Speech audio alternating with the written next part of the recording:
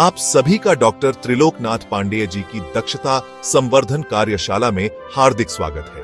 तकनीक का विकास ANI से AGI, फिर ASI और अंततः SI तक की यात्रा है। यह केवल मशीनों की शक्ति नहीं, बल्कि मानव सभ्यता की नई परिभाषा गढ़ने का संकेत है। आज का सत्र भविष्य का भाषा शिक्षक, AI के साथ कदमताल उपशीर्षक, हिंदी शिक्षण में AI की संभावनाएं व सीमाएं। वक्ता डॉक्टर त्रिलोकनाथ पांडे, प्रस्तुतकर्ता न्यू सरस्वती हाउस प्रकाशन। तकनीक का विकास केवल मशीनों की प्रगति नहीं, बल्कि मानव सभ्यता की दिशा तय करने वाली यात्रा है। इसकी शुरुआत हुई ANI, आर्टिफिशियल नैरो इंटेलिजेंस से, जो सिर्फ सीमित कार्यों तक सीमित थी।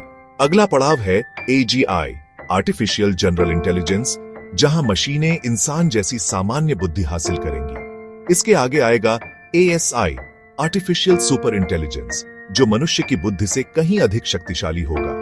और अंत में हम पहुंचेंगे SI, सिंथेटिक इंटेलिजेंस तक, जिसे कृत्रिम जीवन का स्वरूप कहा जा रहा है। यह यात्रा हमें बताती है कि आने वाला समय केवल तकनीक का नहीं, बल्कि मानव अस्तित्व की नई परिभाषा का होगा। शिक्षण और अधिगम पर कृत्रिम बुद्धिमत्ता के विभिन्न चरणों का प्रभाव गहरा है। ANI, आर्टिफिशियल नैरो इंटेलिजेंस, यह आज हमारे कक्षाओं में मौजूद है। स्मार्ट बोर्ड, भाषा अनुवाद ऐप, व्याकरण जांच और व्यक्तिगत स्तर पर सीखने वाले डिजिटल प्लेटफॉर्म।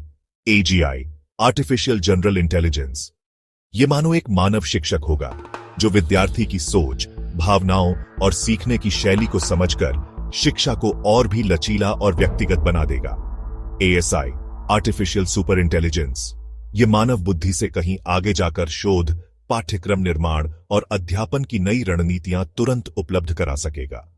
लेकिन इसके साथ मानव शिक्षक की भूमिका और भी चुनौतीपूर्ण हो जाएगी।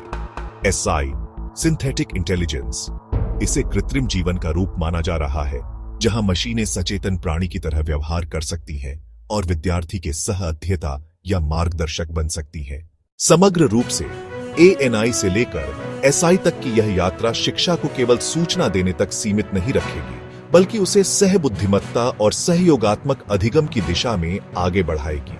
साथ ही यह नैतिकता, नियंत्रण और मानव सृजनशीलता पर भी नए प्रश्न खड़े करेगी।